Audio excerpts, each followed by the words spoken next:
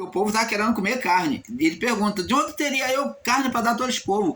Porquanto contra mim choram, dizendo: dá-nos carne a comer. Eu só não posso levar todo este povo. Ele está reclamando que está sendo pesado aturar aquele povo ali todo, porque muito pesado para mim, por ser muito pesado para mim. E se assim fazes comigo, mata-me, peço. E se tenho achado graça aos teus olhos e não se tenho achado graça aos teus olhos e não me deixe ver o meu mal.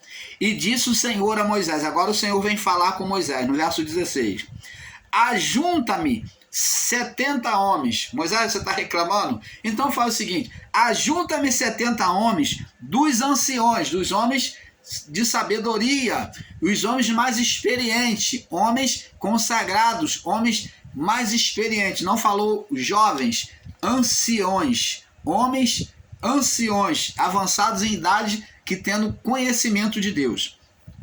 Dos anciões de Israel, que sabem serem anciões do povo, e seus oficiais, e trarás perante a tenda da congregação, e ali estejam contigo. Então eu descerei ali e falarei contigo, e tirarei do Espírito. Espírito aqui está com letra minúscula. Está falando que então está falando que o espírito da onde se iria tirar seria o espírito de liderança, de sabedoria, de conhecimento que Moisés tinha e iria ser compartilhado com eles. Mas aquele espírito humano de Moisés estava iluminado por Deus.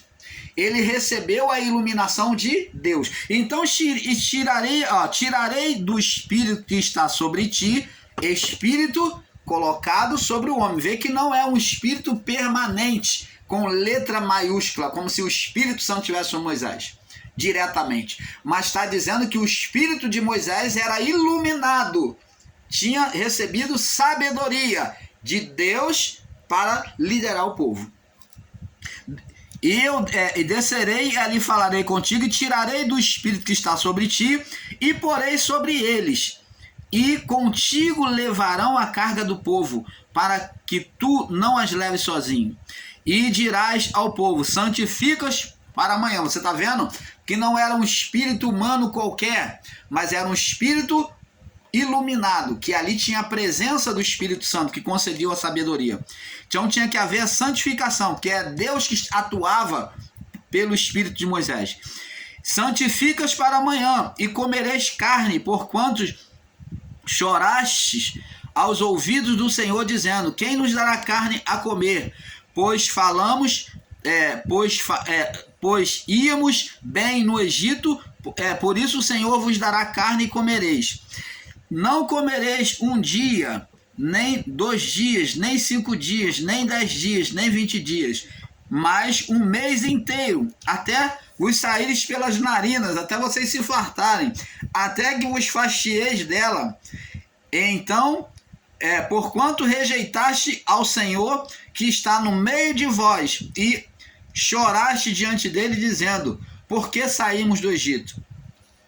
Então, abençoados, vemos aqui, você pode ler até o verso 30, que então Moisés vai escolher agora os anciões, os 70 anciões, 70 homens, que iria receber o compartilhamento daquele espírito de sabedoria e de liderança que estava sobre eles. Quando qualquer homem se levantasse contra aqueles líderes levantados, estaria se levantando contra a autoridade de Moisés e de Deus. Você está vendo? Espírito compartilhado. Ah, você quer mais?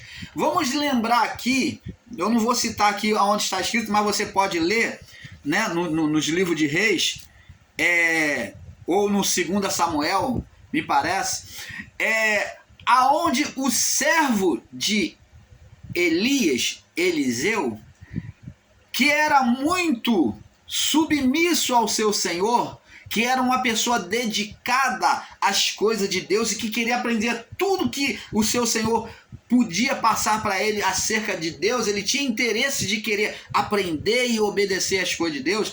Então, Elias, quando falou para ele que ele seria tomado por Deus, Deus já havia revelado a Elias que em um determinado momento iria recolher ele. Então ele comunicou ao seu servo, e o servo falou: Senhor, antes de tu ir, tu me concede desse poder. Se o Senhor for, me concede desse poder para eu poder fazer os sinais que tu fazes. E Elias falou para ele: ó, se você me veres subir a hora que eu for tomado, então você vai receber não somente o poder que eu tenho executado, mas te receberás em dobro. E justamente o servo de Elias, a hora que Elias foi tomado, Eliseu viu o seu senhor ser tomado por Deus, né, com carros de fogo. Então ele viu aquele momento do arrebatamento de Elias. Então, a partir dali, o ministério de Eliseu foi um ministério muito mais excelente do que o ministério de Elias. Porque a manifestação que Eliseu fez foi em dobro do que Elias fez. Tudo que Elias fez, Eliseu fez em dobro, com mais proeza, os sinais maiores. Você está entendendo? Eliseu foi a representação de uma glória da segunda casa, que foi a representação de Cristo. Quando fala a glória da segunda casa, está falando que a glória de Israel, a casa de Israel. Então fala da mudança, refere-se também ao segundo Adão, a segunda criação. Então refere-se ao ministério de Cristo, ao ministério da nova igreja, da nova Jerusalém. Então está tudo referido a isto. E Eliseu viveu como a segunda casa. A glória sobre Eliseu foi maior do que Elias. Como Paulo já diz o seguinte, Paulo diz: se o ministério da lei foi excelente, teve a sua glória, muito mais será glorioso o ministério do Espírito. Falando de um ministério, uma glória da segunda casa, maior do que a primeira. Está relacionada a Cristo, está relacionada ao povo, ao novo Israel. Está relacionado à glória pela imagem visível, a glória que Eliseu recebeu sendo maior do que o seu mestre pela submissão ao seu Senhor, e a palavra de Deus é o seu Senhor, em servir ao seu Senhor. Então ele recebeu uma unção dobrada. Você está entendendo, amado? Então isso é espírito compartilhado. Eliseu recebeu um espírito copioso, um espírito dobrado, um espírito copioso de Elias. E a igreja recebeu um espírito copioso, compartilhado, um espírito derramado sem medida. Você está entendendo, amado? Esse é o Espírito Santo que é apresentado a nós. Josué também recebeu o espírito de sabedoria pela imposição das mãos. Vamos ver lá no livro de Números, agora 27, o próprio sucessor de Moisés recebendo o espírito pela imposição das mãos de Moisés, que já a imposição das mãos, o receber a imposição das mãos já existia naquela época. Você vê, por ali, pela imposição das mãos, Deus, ele efetuava o derramado do Espírito Santo. Josué designado para sucessor de Moisés. Olha só. Então disse o Senhor a Moisés: toma Josué, filho de Num, homem em quem há o Espírito. Olha, homem em quem era obediente à palavra, em quem há o Espírito está com letra maiúscula, ele já tinha o Espírito, e impõe a tua mão sobre ele, e apresenta-o perante a Eleazar, o sacerdote, perante toda a congregação, e dá-lhe as tuas ordenanças na presença deles, e põe sobre sobre ele da tua glória, para que lhe obedeça toda a congregação dos filhos de Israel. Você está vendo? Moisés teria que impor as mãos sobre ele para poder passar aquela glória, aquela autoridade. Por quê? Porque Josué já tinha o espírito de Moisés, porque ele era submisso. Ele já tinha do espírito. O espírito já estava sobre ele. Mas agora ele precisava receber um espírito de liderança, um poder, uma glória de liderança diante do povo de Israel. Você está entendendo, amado? Isso significa compartilhamento do espírito, da autoridade. Então, como vemos, Deus tirou do espírito de Moisés e compartilhou aos 70, né, anciões, e a Josué, mas nós, o canal Luz da Graça, deixamos bem claro que todos os que recebem do Espírito receberam para determinados fins e serviços a Deus, como um dom, né?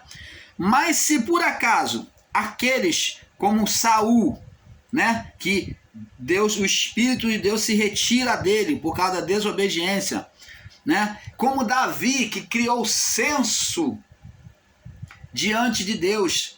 Davi, quando cometeu o pecado com Betseba, o Espírito de Deus se afastou de Davi. Ali o Espírito se afastou. Tanto é que a primeira sentença veio sobre o seu filho. Seu filho foi punido, alguém tinha que ser punido. A justiça de Deus tinha que ser manifesta. E após o seu filho, os outros filhos. Após o filho de Betseba, agora o filho os seus filhos originaram com a sua mulher. Agora os filhos deles vêm receber uma sentença de malignidade, aonde os filhos deles praticam uma relação de forma pública, desnudado na frente de todo mundo, numa praça pública, trazendo o quê? Uma desonra para Davi. Os filhos dele parte dos filhos dele se tornam perverso. Então, amados, isso tudo são sentenças daquele que abandona a Deus. Eles recebiam esse castigo, né? Então, abençoado, vamos observando isso. Davi recebeu também. Davi criou censo, por isso que foi dito na palavra que Satanás incitou a Davi. Ali demonstra o abandono Davi do Espírito de Deus, quando Davi deixou de consultar a Deus, né? De se submeter ao Espírito de Deus, à voz de Deus, ele tinha que ir ao profeta e esperar de Deus, o profeta responder, Deus falar com o profeta e responder a ele. O profeta era o intermediário.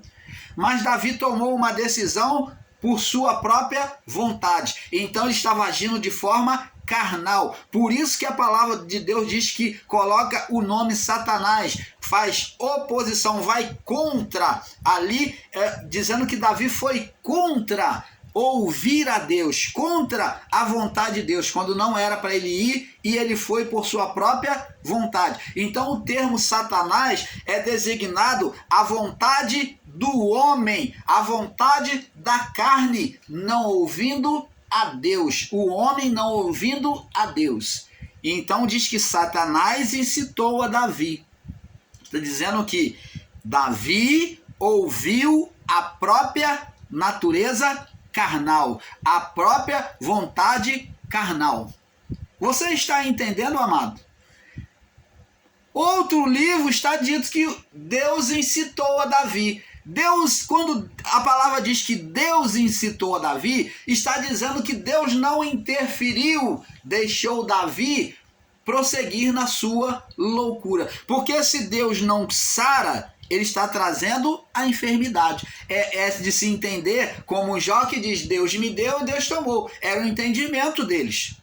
que se Deus não cura, é porque é Deus que está trazendo enfermidade. Era o entendimento. Se Deus não alertou Davi, não repreendeu e impediu ele de fazer este mal, de tomar a frente de Deus, então a palavra está dizendo que Deus não impediu a Davi de fazer o mal, de tomar atitude própria. Deus incitou a Davi levantar censo contra Israel, mas se tomarmos isso como literal, vamos dizer que Deus é o diabo, são as mesmas pessoas.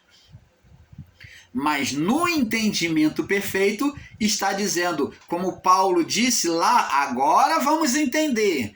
Paulo disse que entregou lá Himeneu e Fileto a Satanás. Himeneu e Alexandre a Satanás. Por quê? Paulo está dizendo que eles já não queriam, eles tinham conhecimento do Evangelho, já não queriam ouvir a Deus, estavam lutando contra o Evangelho.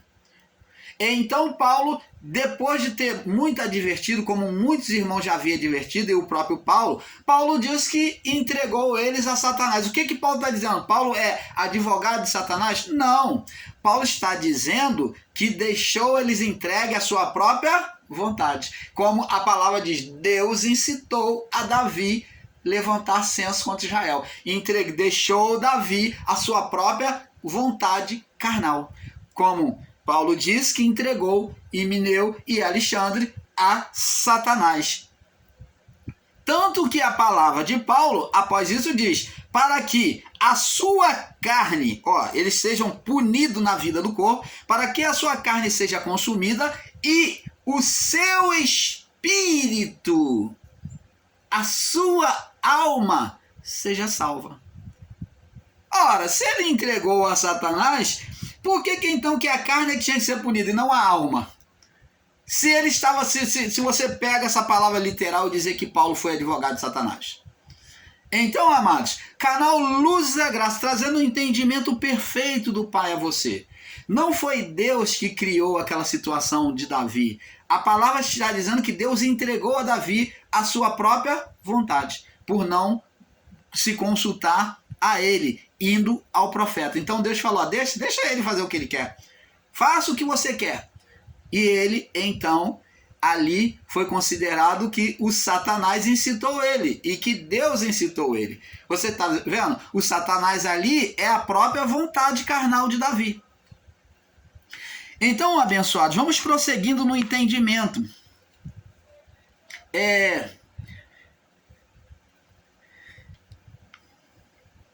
Então, quando eles se afastavam da presença de Deus, os reis, os profetas, os sacerdotes, a presença do Espírito também se afastava destes.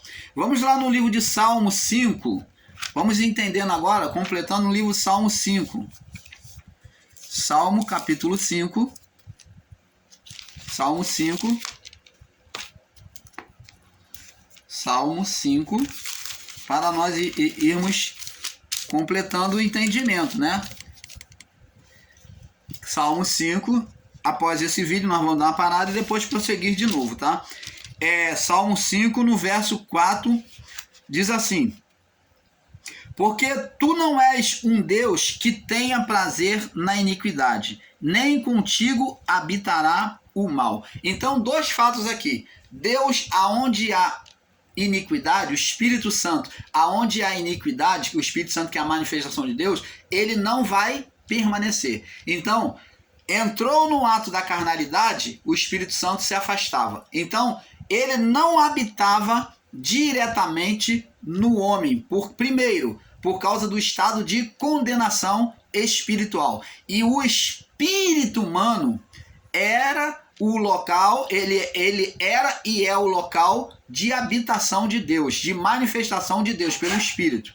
Agora, mesmo com o espírito em estado de condenação, aqueles que praticavam aquilo que era bom, que ouviam a voz de Deus, uma vez consagrado a Deus, fazendo o quê? Uma lavagem pela alma, fazendo uma lavagem à alma, quer dizer, fazendo rituais de purificação para mostrar sujeição a Deus, os rituais pela alma, que era manifesto pelo corpo, eles demonstravam querer sujeição a Deus. Então agora, em parte, o Espírito recebia uma justificação, uma condição de Deus atuar, do Espírito Santo atuar.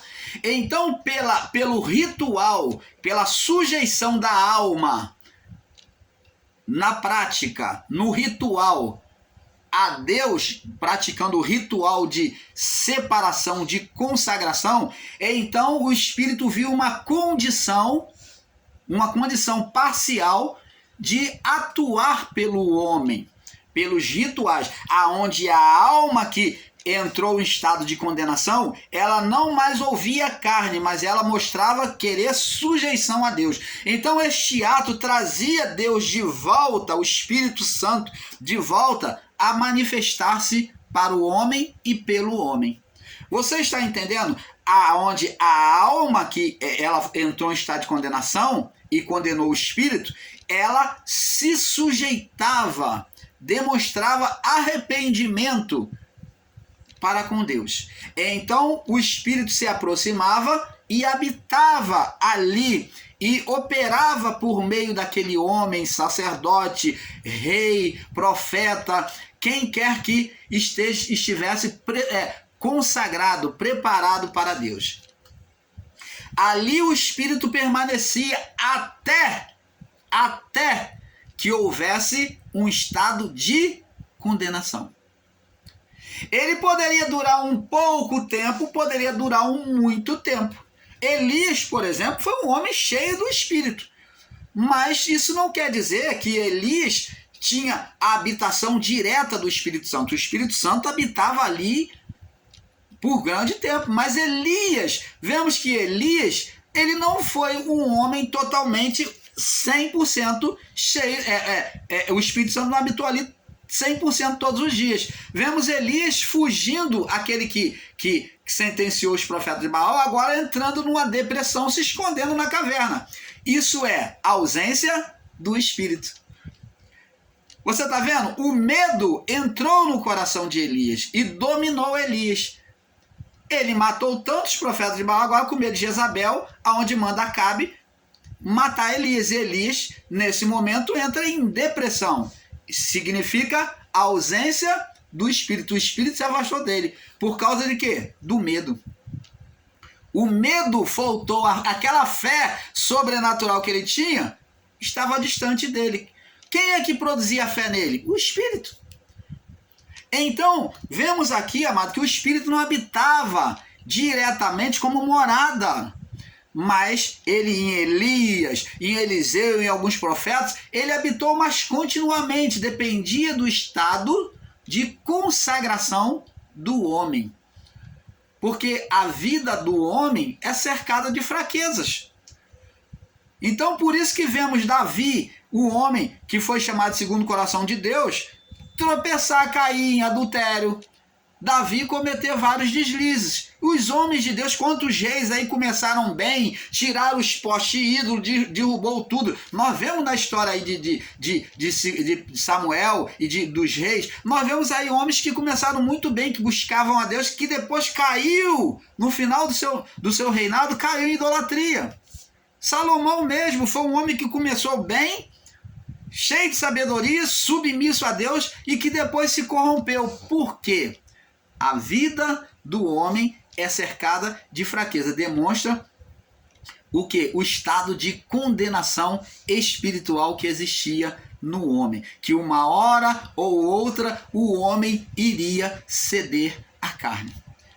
A esses irmãos ensinadores aí do sistema religioso, que se consideram muito espiritual, o santo tal, que tanto fala e condena as pessoas no seu pecado, pode observar que uma hora vem um escândalo tão grande sobre eles. Por quê? Porque vivemos sobre a vida do corpo, amado. E a vida do corpo, ela puxa para isso, para a carnalidade, para o pecado. E uma hora ou outra, o homem tropeça, o homem cai. Mas hoje o espírito ele não se afasta mais do homem, ele continua habitando, só que o estado dele diante do pecado, diante da carnalidade, diante do pecado para eles, diante da carnalidade, hoje, após o juízo, diante da carnalidade do homem, ele vai apagando. O espírito está lá. Ele apaga o Espírito de Deus, se apaga, irmão Paulo? Não. O Espírito humano é que se apaga em relação ao Espírito de Deus. O Espírito de Deus é a tocha que acende, mas é como se Deus acendeu a tocha por meio de Cristo, após o juízo, após a cruz, e o homem está na sua malignidade, no seu pecado contínuo, apagando a cada carnalidade, a cada malignidade em não ouvir a Deus. Ele vai apagando o espírito dele. E o Espírito Santo está ali. Quando o homem ouve a voz de Deus, é como se pegasse aqui, ó, um fogo e lançasse sobre a pólvora. O que vai acontecer? Se acende. Então, quando ele ouve a voz de Deus, ele ouve a palavra de Deus, ele entra numa vida de oração, uma vida de louvor a Deus, então ele está acendendo o seu espírito e não o Espírito de Deus. Quando Paulo diz não apagueis o espírito, está dizendo do espírito humano aceso pelo Espírito de Deus. Lembra lá de Josué? Diz a palavra que Josué já tinha o Espírito, mas ele precisava receber a autoridade para acender a glória. A glória tinha que ser transpassada pelo colocar as mãos de Moisés sobre ele. Aquela glória, aquela autoridade iria se acender sobre Josué.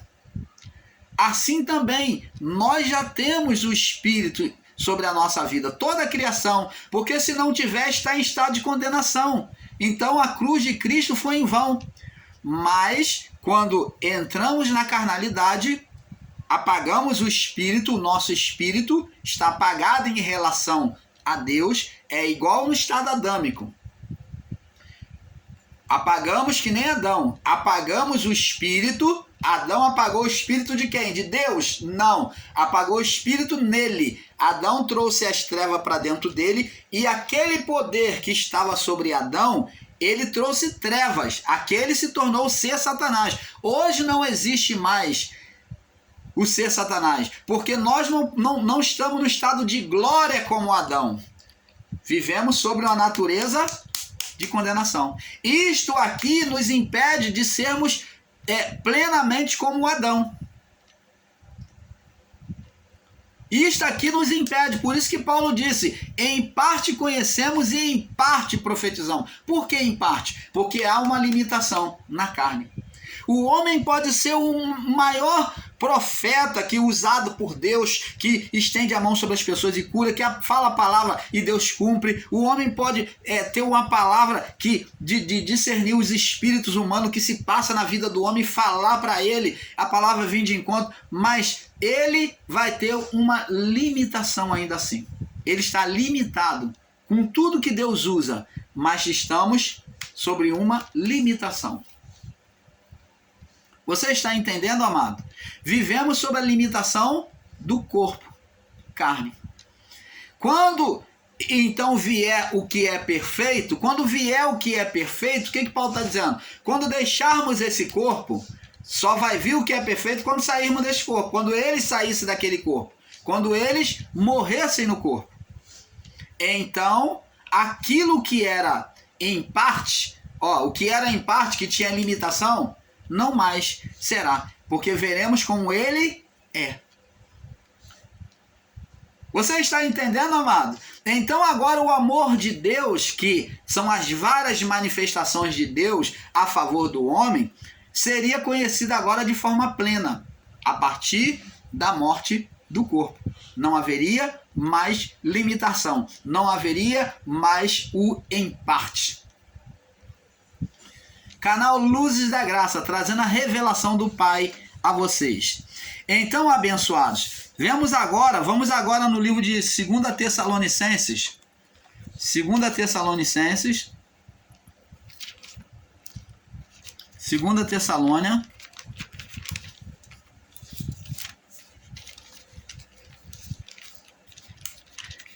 No capítulo 2, no verso 12, diz assim, ó. Para que sejam julgados todos os que não creram na verdade, antes tiveram prazer na iniquidade. Então Deus não tem prazer, o Espírito não habita sobre aquele que tinha prazer no pecado. E hoje sobre aqueles que têm prazer na carnalidade, que era a representação do pecado. Então, abençoados, em Hebreus capítulo 10, vamos ver aqui em Hebreus capítulo 10, já que estamos aqui, vamos em Hebreus capítulo 10, no verso 38, diz assim, ó. Mas o justo viverá pela fé. Ó, o justo, aquele que vive de forma perfeita, que busca a Deus de forma perfeita, vai viver pela fé, pelo exercício da fé. Mas se alguém se retirar, voltar atrás, a carnalidade, a incredulidade, a minha alma não terá prazer nele. Você está vendo? Mas ele diz aqui no verso 39, ó, nós, porém, não somos daqueles que se retiram para a perdição, para a condenação, mas daqueles que creem para a conservação da alma. Você está entendendo, amado? Oh, abençoado. Agora vemos que o Espírito se retirava do homem no pecado. 1 Samuel, vamos lá em 1 Samuel, onde o Espírito de Deus se retira de Saul. O Espírito de Deus se retirando de Saul. 1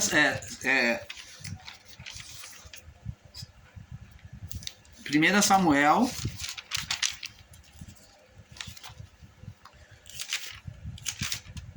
no capítulo 16,